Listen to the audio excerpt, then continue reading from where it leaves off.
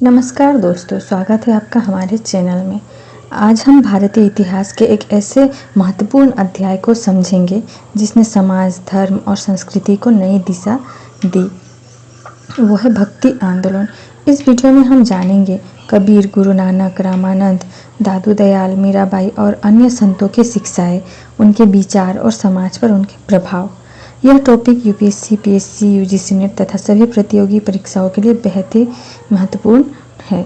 तो वीडियो को अंत तक जरूर देखिए क्योंकि यहाँ आपको सरल भाषा में संपूर्ण जानकारी मिलने वाली है। तो भक्ति आंदोलन। वैसे तो स्वतःश्रय उपनिषद में पहली बार भक्ति आंदोलन का उल्लेख मिलता है, किंतु भक्ति का सर्वप्रथम विस्तृत उल्लेख हमें कहाँ मिलता है? श्रीमद् भगवद गीता में हमें भक्ति का सर्वप्रथम उल्लेख मिलता है, जहाँ इसे मोक्ष प्राप्ति का साधन के हिसाब में बताया गया है।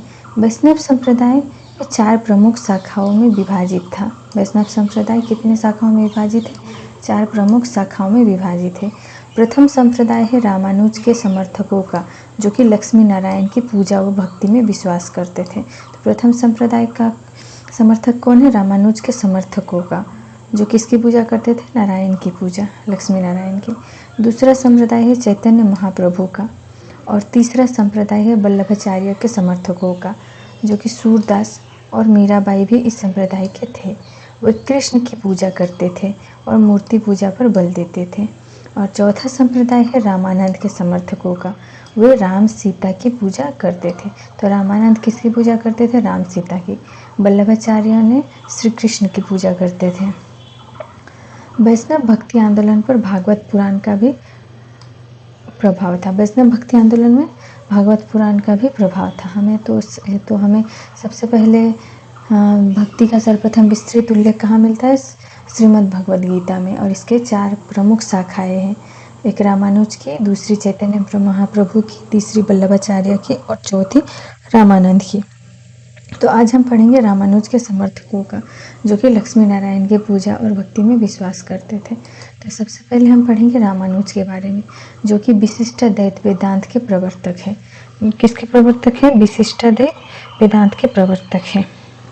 रामानुज जो थे वो वैष्णव धर्म के अनुयायी थे। वे वेदांत के विशिष्टाद्वैत दर्शन 1117 से 1137 के प्रवर्तता थे तथा संपूर्ण ईश्वर के में विश्वास करते थे। इन्होंने ही श्री संप्रदाय की स्थापना की। तो श्री संप्रदाय की स्थापना किसने की? रामानुज ने। रामानुज प्रथम संत थे जो ज्ञान के स्थान पर भक्ति को मुक्ति का साधन मानते थे। तो रामानुज पहले ऐसे संत थे जो ज्ञान के कम और भक्ति को ज़्यादा मानते थे। रामानुज ने भक्ति दार्शनिक के आधार प्रदान किया। रामानुज का जन्म कहाँ हुआ था? तमिलनाडु के। इनकी गतिविधियों का प्रमुख केंद्र था कांची और श्रीरंगम।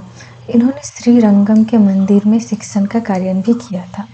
तो रामानुज के जन्म कहाँ हुआ था? तमिलनाडु के पेरम्बलूर में, और इनका गतिविधियों का केंद्र था कांची और श्रीरंगम। रामानुज ने अपने गुरु यादव प्रकाश को कांची में वेदांत की शिक्षा ग्रहण की।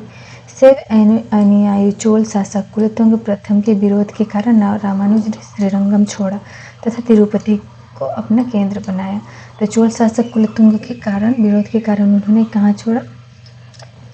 कांची छोड़ दिया और तिरुपति को अपना केंद्र बनाया। इसके बाद पढ़ते हैं निम्बार्क के बारे में, जो कि द्वैता वेदांत के प्रवर्तक हैं। निम्बार्क किसके प्रवर्तक है? द्वैत के प्रवर्तक हैं। निम्बार्क का जन्म ही दक्षिण में हुआ था। ये तेलुगु ब्राह्मण थे। ये रामानुज के प्रभावित थे तथा रामानुज से समकालीन थे तथा वैष्णव संप्रदाय में इन्होंने द्वैत के दर्शन का प्रवर्तन किया। इन्होंने राधा कृष्ण की भक्ति की और मथुरा के पास वृंदावन में अपना आश्रम स्थापित किया। इनका निधन कब हुआ? 1172 में हुआ। कुछ विद्वान निम्बार्क को 14वीं शताब्दी के उत्तरार्ध को मानते हैं, क्योंकि 14वीं शताब्दी के पूर्वार्ध में माधवाचार्य द्वारा लिखित सर्व दर्शन संग्रह में निम्बार्क का उल्लेख नहीं है। निम्बार्क का अधिकांश समय कहाँ बीता? वृंदावन में बीता। वे अवतारवाद में भी विश्वास करते थे। निम्बार्क अवतारवाद में भी विश्वास करते थे। इसमें इम्पोर्टेंट है वो कौन से वेदांत के प्रवर्तक है? द्वैताद्वैत, और वो तेलुगु ब्राह्मण थे। और उनका अधिकांश समय वृंदावन में बीता। उसके बाद हम पढ़ेंगे माधवाचार्य के बारे में, जो कि 1197 से 1276 ईस्वी के बीच में थे। मतलब उनकी मृत्यु 1276 ईस्वी में हुई। माधवाचार्य ने द्वैतवाद दर्शन का प्रतिपादन किया। तो माधवाचार्य ने कौन सा दर्शन का प्रतिपादन किया? द्वैतवाद का, जिसके अनुसार ईश्वर वो जीव पृथक पृथक है। इन्होंने शंकर रामानुज के दर्शन का विरोध किया। इन्होंने शंकर और रामानुज के दर्शन का भी विरोध किया है। वे लक्ष्मी नारायण मतलब विष्णु के उपासक थे। इनका जन्म 1199 में दक्षिण भारत के उडुपी में हुआ था। माधवाचार्य का जन्म 1199 में दक्षिण भारत के कहाँ पे हुआ था? उडुपी में हुआ था। मध्व ने ब्रह्म संप्रदाय की स्थापना की। मतलब माधवाचार्य ने ब्रह्म संप्रदाय की स्थापना की। माधवाचार्य को पूर्ण प्रज्ञा और आनंद तीर्थ भी कहा जाता है और इन्हें वायु का अवतार भी माना जाता है। माधवाचार्य का दर्शन मतलब मध्व का दर्शन भगवत पुराण पर आधारित था। तो इनकी प्रमुख जो बात है वो क्या है? द्वैतवाद दर्शन का इन्होंने प्रतिपादन किया। लक्ष्मी नारायण के उपासक थे। 1199 में जन्म हुआ उडुपी दक्षिण भारत में, और वायु का अवतार और आनंद तीर्थ भी इनको कहा गया है। और दर्शन का आधार इनका था भगवत पुराण। रामानंद कब आए थे? ये 15वीं शताब्दी में। तो इन्होंने दक्षिण से उत्तरी भारत में भक्ति का प्रचार कर सेतु का काम किया। तो रामानंद क्यों फेमस है? आज अभी तक हमने पढ़ा कि सारे जो धर्म संत थे वो दक्षिण भारत में ही थे, लेकिन रामानंद ने दक्षिण से उत्तर में भक्ति का प्रचार किया। वे उत्तरी भारत के पहले महान भक्ति आंदोलन के संत थे तथा रामानुज के शिष्य थे, और रामानुज के श्री संप्रदाय के 5वें गुरु भी थे। परंतु उन्होंने विष्णु के स्थान पर राम को अपनी भक्ति दिखाई। रामानंद ने शैव और वैष्णव धर्म के प्रयासों का समन्वय स्थापित किया। इनका जन्म कहाँ हुआ था? इलाहाबाद के कायस्थ ब्राह्मण परिवार में हुआ था, और इनके गुरु का नाम था राघवानंद। इन्होंने क्या किया? संस्कृत के स्थान पर हिंदी में उपदेश दिए, जिससे आंदोलन की लोकप्रियता और भी बढ़ी। उन्होंने सभी वर्ग को उपदेश दिए। वे सभी जातियों को सम्मान भी करते थे, किंतु उन्होंने जाति प्रथा का कोई विरोध नहीं किया। यही कि लेकिन सभी जातियों को तो सम्मान करते थे, पर जाति प्रथा का विरोध इन्होंने नहीं किया। रामानंद के 12 शिष्य थे जो विभिन्न जातियों से थे, जैसे रेदास चमार थे, कबीर जुल्हा थे, धन्ना जाट था, पीपा राजपूत था, साधना कसाई था और सेना नाई था। सिखों के आदि ग्रंथ में रामानंद का एक पद दोहा संकलित है, और साधना सेना व धन्ना के कुछ पद भी आदि ग्रंथ में संकलित है। उसके बाद हम देखेंगे कबीर, जो कि बहुत ही फेमस थे। 1398 में जन्म हुआ और 1518 ईस्वी में इनकी मृत्यु हुई। कबीर को नीरू और नीमा नाम के 2 जुल्हा दंपति ने वाराणसी के लहरतरा तालाब के पास पाया था। मतलब इन्हें पाया था इन्होंने नदी के किनारे। शिशु कबीर को किसी विधवा द्वारा लोक लज्जा के भय से छोड़ दिया गया था। कबीर का मतलब है, कबीर एक अरबी शब्द है जिसका अर्थ है महान। कबीर निर्गुण भक्ति संत थे तथा हिंदू मुस्लिम एकता पर भी वो जोर देते थे। उन्होंने क्या किया? मूर्ति पूजा, जात पात, छुआछूत आदि का विरोध किया कबीर ने। कबीर गृहस्थ संत थे तथा तत्कालीन सामाजिक व्यवस्था को कटु आलोचक भी थे।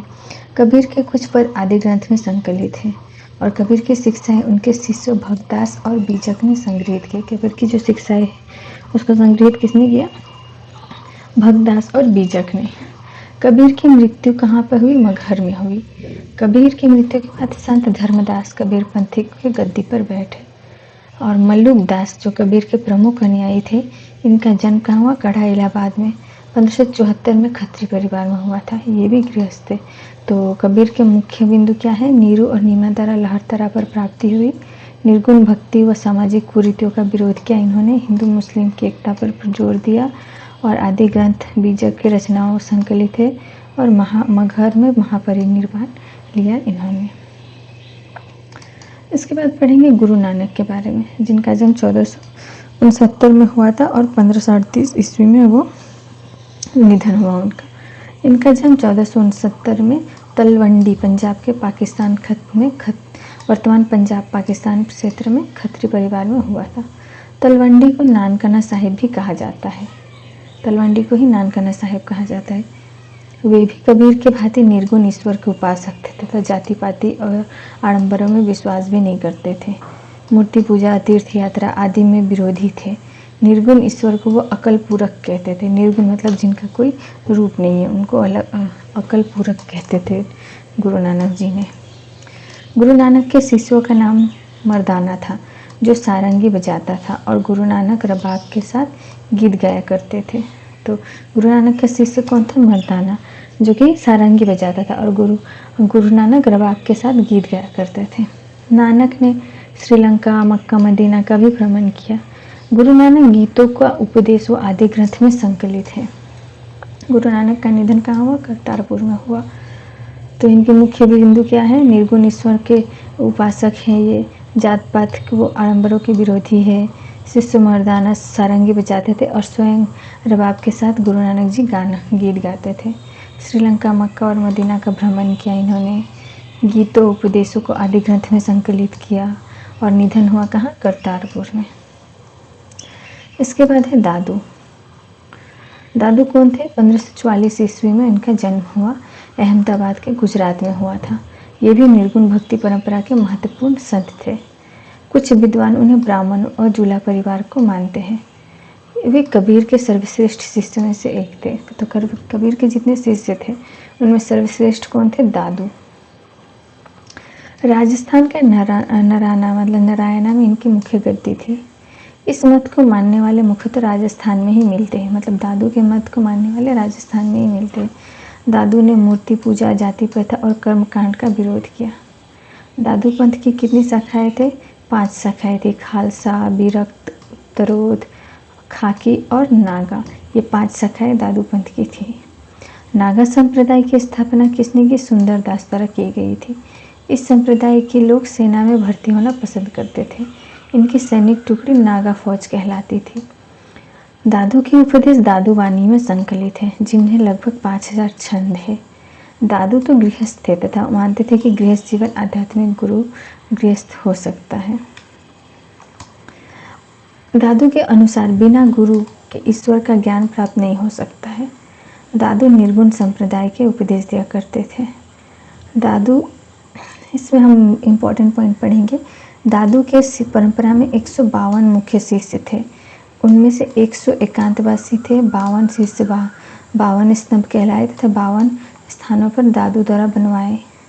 और दादूपंथी में क्या है? शवों को नहीं जलाते थे, वो नहीं वो दफनाते थे, और वो उसे पशु पक्षियों के लिए खाने के लिए जंगल में छोड़ आते थे। तो हरिवंश दादू भी मूर्ति पूजा, जाति प्रथा और संपत्ति संचय आदि का विरोध करते थे। तो रज्जब ने कहा था, रज्जब हमेशा दूल्हे, मतलब रज्जब जो थे दादू के मुख्य शिष्यों में कौन कौन थे? सुंदरदास, गरीबदास, बखना, जीव, रज्जब जी प्रमुख थे। तो इसमें रज्जब हमेशा दूल्हे के वेश में रहते थे। और रज्जब ने ही कहा था कि इस संसार वेद है और यह सृष्टि कुरान है। दादू के समकालीन संत कौन थे? बीरभान सतनामी संप्रदाय की स्थापना की। बीरभान ने सतनामी संप्रदाय की स्थापना की। औरंगजेब के समय ये संप्रदाय बहुत ही लोकप्रिय हो गया था। तो उम्मीद है आपको हमारी क्लास पसंद आई होगी। वीडियो पसंद आए तो वीडियो को लाइक, शेयर और सब्सक्राइब ज़रूर करें और आगे हमारे साथ बने रहें।